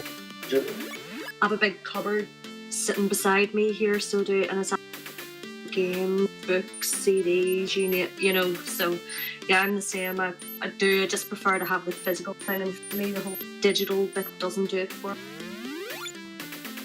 Yeah. I think that's why even when I play an emulator, you play nostalgia of playing the game that you used to play years ago, but now it doesn't have the same feel about it. Yeah. No, I understand. Yeah, it doesn't. I'm always. I am a big fan of the original hardware, as you know, and I do have a fair few systems now. and the Amstrad, and yeah, I understand that completely. We Our get house is coming down with systems. yeah, I know you're struggling at the moment to get a PS5. Is that right? Oh yeah, the eldest, he wants one for Christmas, so he does. I wouldn't mind one. Wait until he gets his. To iron out all the glitches first before I get one. A lot of money to spend out and something that might not work. I seen someone the other day complaining that the apps weren't working on, like YouTube and that. Yeah. They were having issues with it. Yeah, I've seen a lot of the issues. Chris McGilvery, it's him, he was saying he was having issues with. Which is not good, not good. Especially for new media. I mean, they're like, what, 500 quid or something, these things? Yes. £449, and I think it's £50 or £100 cheaper to go digital where you don't have discs with it. Yeah, it is. Yeah, I enjoyed that. I enjoyed that version of Old Money. I really did. It's really cool, really cool. So yeah, what are people saying in the chats? Physical also, yeah. Steady, yeah, it is, Anna. It is. It is. It's and it's still very much the original, and it's got little twists on the theme, especially like the dark parts where all you see is your eyes. That's really funny. Yeah, it's a cracking little game. So, and as I said, you can actually play the original as well, the original version. So that's pretty much it. Anything else gaming related you want to bring out? No, I think that was everything. So it was, yeah. Yeah. Okie doke. So we're gonna move on.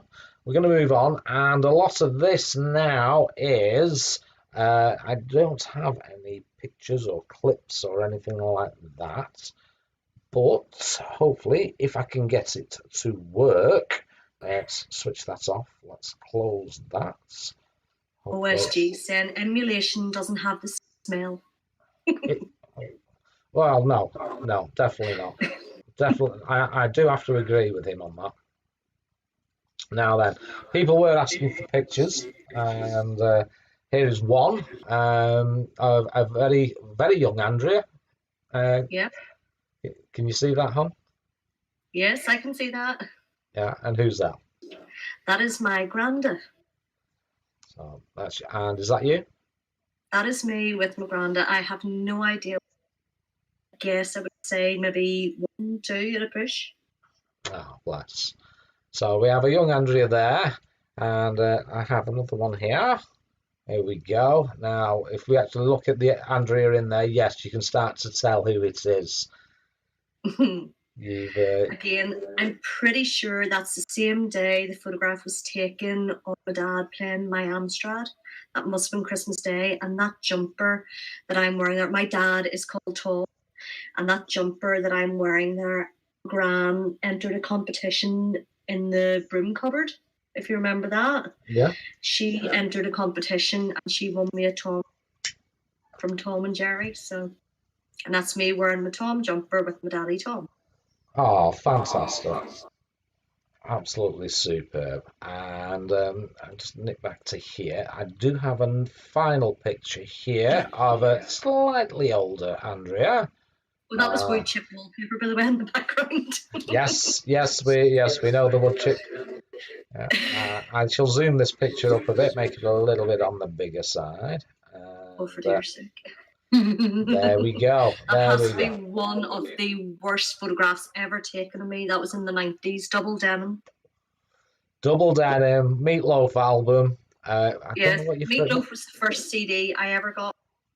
Right. And it was because the girl that's sitting beside me there, Julie, her and dad, they absolutely loved Meatloaf. And when we got our first TV and VCR, it was out of Radio Rentals. You remember when you used to rent your TV and videos? Oh, yes. And one of the promotions was you got 5 CDs. One of the first ones I picked was Meatloaf because her mum and dad was always playing them. And I liked Meatloaf, so... Yeah. Which is a superb segue into your music collection.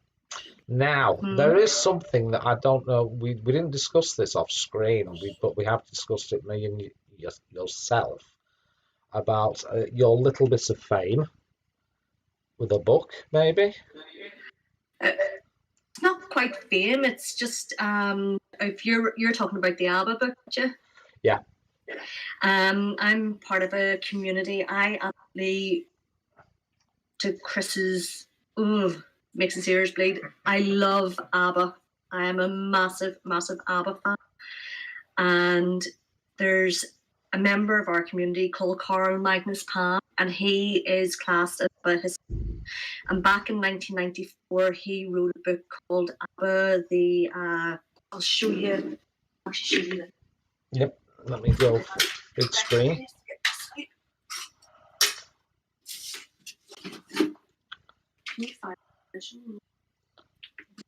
Yeah. It was called ABBA, the Complete Recording Sessions, the original book. But what we done was we started a crowdfunding campaign, and we raised enough money for him to rewrite the book. This is the book. To rewrite the book. So we got the money raised. He's rewrote the book. See if I can find it. And in the back of the book, we all have our names in the credits. And before the book got the go-ahead, ABBA themselves had to read all this. So they approved it. So I can say ABBA has read my name, and my name is in a book alongside ABBA. There we go. And we're actually waiting. We'll have a second one coming out, which is about the single releases and the different actors and the different picture shoots and stuff that were done for the different covers and that. I'm boring everybody. No, don't worry about it. Don't worry. And you've got a few other albums there as well, I believe, if you wanted to show us. Oh, I have loads of albums. Where do you want me to start? Just grab a few of them, hon, because I am aware of the time. Yep. Briefly, no. Very briefly, Love New Kids on the Block, sound of my childhood. Very first album I ever was Kylie. Oh, good. Followed by Jason. And then as I got older, I moved on to ABBA. So I did whenever, about 92, I moved on to, like I say, my granda loved them. And after ABBA, it was Queen. Should have some Queen here. It was Queen after ABBA. And then I moved on from Queen to Mark Bolan, T-Rex, and then to Adamant. Oh, yeah. Now, did you do the Tipex trick? Did you put Tipex? I've never actually done that. But I moved on to Adamant, and then after that it was David Bowie. Yeah. So I've never really got into the modern stuff, but the most modern I ever got would have been, I liked E17. I loved all my dance music and stuff. I loved E17 and I loved Take That, but E17 were a wee bit more edgy. So yeah. Superb. And just going back to the books, were you a reader of books? Yes. Was there any particular standout ones that you loved? Nothing in particular. There was series that I used to buy, one point horror and one point romance, and was probably about 20 or 30 books in each series, and I think I pretty much have all of them. They're all up in the attic still, so they was never anything famous. I just pick a book and read it, and I've hundreds and hundreds of things like so do. Yeah. People are asking in the chat about Tipex, the Tipex trick. The Tipex trick was, what we used to do is Adamant Stand and Deliver. Yeah. Basically had a white stripe across his face there. See that? There we go. Yeah. And we used to copy and emulate that with Tipex from school. And so that was the Tipex trick. So we used to do that. Yeah, people used to get high off Tipex. It was the Tipex thinner. Tipex thinner we used to get high off, and magic markers. OSG's saying there that he went to see E17 Newcastle. I actually seen them down in Dublin. I did. I think I sent you a photo, didn't it? The tour program and the tickets and stuff. Let's have a look at what I've got. And that's my T-shirt that I still have from that tour, if you can see it. Yep. Yep, I've had that since '96. And then eventually in 2009, I think, New Kids on the Block in Belfast. We were supposed to be row 9, and when we got in, they'd had to move the stage for whatever reason. Maybe the tickets didn't. So we ended up in 4 of New Kids on the Block. Yeah. And it's the only time I've ever cried at a concert. I was 12 all over again. Oh, bless. Oh. Well, there we go, Andrea. We've reached the end of the Retro-Recollections. How do you feel, hon? Yeah, it's been good. Yeah. So I've enjoyed it. I'm glad.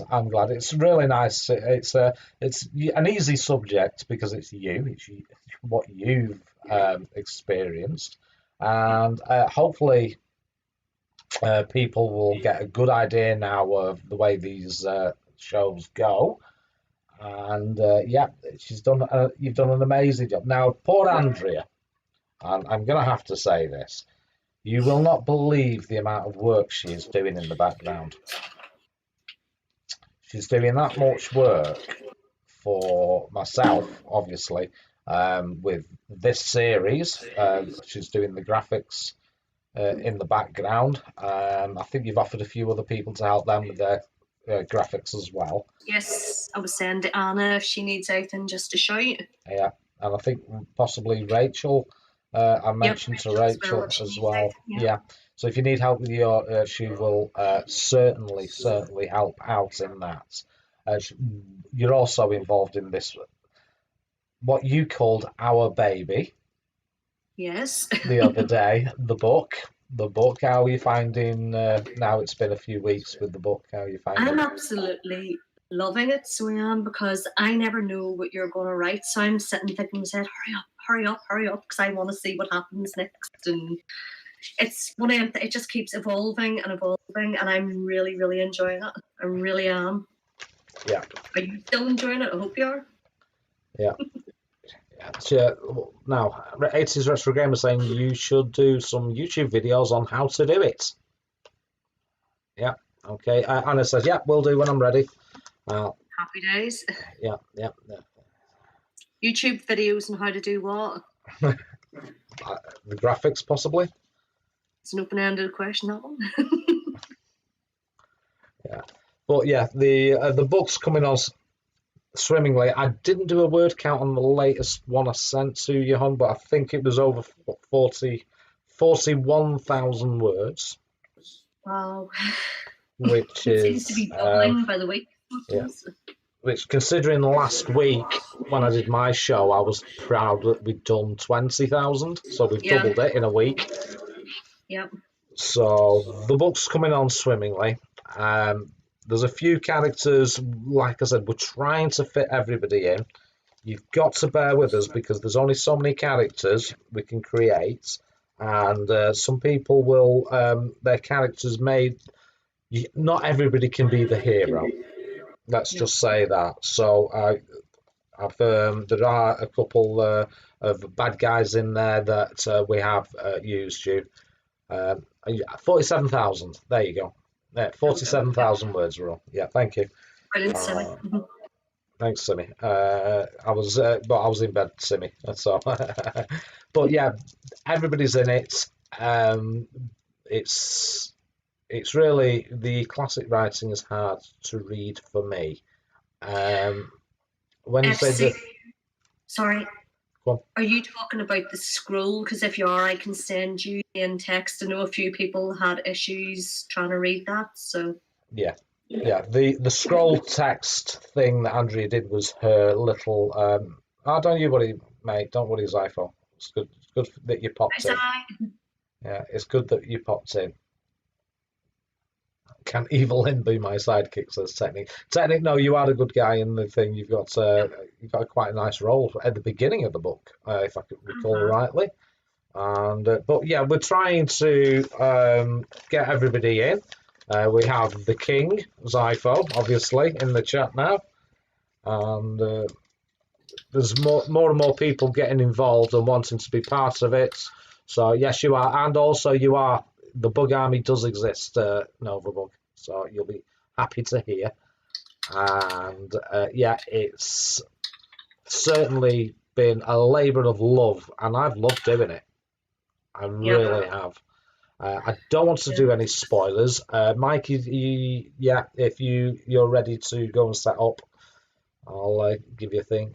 Yeah, who's he anyway? Anna, you are in it, and I know I shouldn't be discussing the book on stream, really, but did you agree with my recurring character thing for Anna's character? You know, absolutely.